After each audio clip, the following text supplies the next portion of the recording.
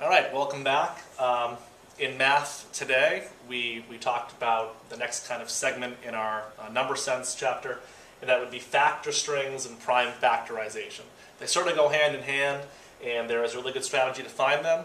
To find all the factors of a number, we talked about factor rainbows, so you want to look at the video in the past about that. But to find what's called the prime factorization of a number, we use a system in here. One strategy to use is using a factor tree, and I'm going to break that down in a little bit. We started today's class actually by finding factor strings. And a factor string is just another way to name a number. So for example, the number 10, you could really name number 10 by its two factors, 2 times 5. All right? This is a factor pair for 10. And it just so happens that this is the prime factorization for 10 because this factor pair is two prime numbers. 2 is a prime number, 5 is a prime number. A prime number, as a little bit of a review, is a number that only has two factors, 1 and the number itself. So 2 cannot be broken down, 5 cannot be broken down. It's in its simplest form when we're talking about prime and composite numbers. A composite number is a number that has more than two factors. So for example, 12 would be a composite number because it has 1 and 12 as a factor pair, 2 and 6, and 3 and 4. So this is not a prime number. Back to factor strings. Let's take a number like 12. All right. 12, you could do multiple names for number 12. You could put 2 times 6. You could put 3 times 4. These factor strings are two factors long. The length is 2. Right? We can break this down even more. All right? For 12, we could do 2 times 2 times 3. 2 times 2 is 4. 4 times 3 is 12. This can be put in any order according to the commutative property of math. You can do 2 times 3 times 2. Give you the same answer. 2 times 3 is 6. 6 times 2 is 12. All right? And again, it just so happens that this is the prime factorization of 12 because all of these numbers are prime. Right? The factor string here would be a length of 3. In class today, we broke down the number 100. All right? It was kind of cool. And the students found all the factors for 100. And then I asked them, make a factor string for 100 with two numbers. And they all chose 2 times 50. And I said, can you get it to be more than that? And they said, all right, yeah, we can. Let's do a factor string worth 3. Okay? So they did 2 times 2 times 25.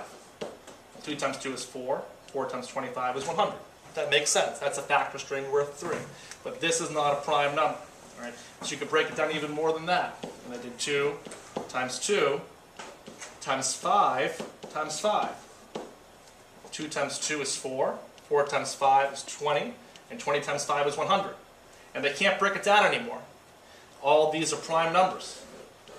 Therefore, they found the prime factorization for 100. But 100 can be named in a lot of different ways. When you break it down to its essential parts, you have prime factorization. One really successful strategy we try to teach in class is using a factor tree. All right? And this is how we do it. We're going to take a number like 100, put that number at the top of your paper. Take 2 branches and split them off, and find 2 factors that go into 100. So for example, let's do, we'll do 20 times 5. Now, you don't need to put this multiplication sign. I'm going to erase it. I'm just used to that. Now ask yourself, 20 times 5, are either of these prime? Well, I know 20 is not prime. 20 is divisible by a lot of numbers. But 5 is a prime number. So I'm going to circle the 5. That's going to be the end of that branch. I can't break 5 then anymore. You cannot use the number 1 in factor strings or prime factorization. 1 is neither a prime nor a composite number. I can break 20 down. Let's take 2 branches off of 20. And let's do 4 and 5. Well, I know 4 is not a prime number. I'm going to keep that open. I know that 5 is a prime number. I'm going to circle it. That's the end of that branch. Let's break 4 down. I know that 2 times 2 is 4. Again, I can't use the number 1, so the only one really left is 2. 2 times 2 is 4, and 2's are prime numbers. That completes my factor tree. All right? I take my 4 prime numbers that are left, I just rewrite them on the side. 2 times 2, 5 and 5, times 5, times 5. And you should always check your work. All right, so 2 times 2 is 4, 4 times 5 is 20, 20 times 5 is 100. This is the prime factorization for 100. It has a factor string of 4 factors long. I'll do one more example. Let's try 24. Break it down. 2 branches. Let's do 6 and 4. Neither one of them are prime, so we continue. Break it down again. 2 times 3 is 6. They're both prime. Circle them. We know that 4 is only 2 and 2. We go into that. Okay, can't use number 1. So 2 is prime. 2 is prime. We're done with our tree. We have 1, 2, 3 2s.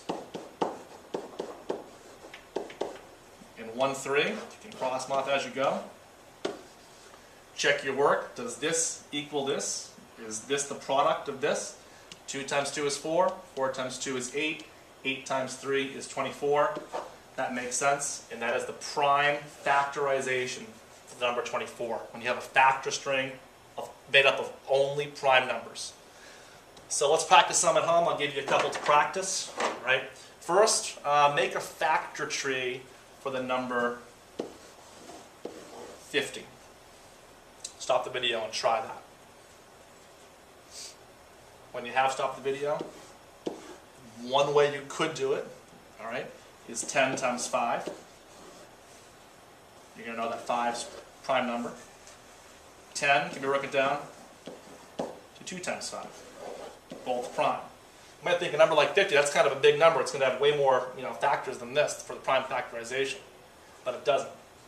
It's 2 times 5 times 5. 2 times 5 is 10. 10 times 5 is 50. We'll do one more number. Try this one at home. Give me a factor tree or find the prime factorization for the number, let's do 80. Try it at home. 80. Here we'll do 40 times 2. Prime number. How about 10 times 4? Neither one is prime. How about 2 times 5 for 10? Both of those are prime. And for 4, 2 and 2. So now we have a length of 5. We have 1, 2, 3, 4 2s. And 1 5. Let's check our work. 2 times 2 is 4. 4 times 2 is 8. 8 times 2 is 16.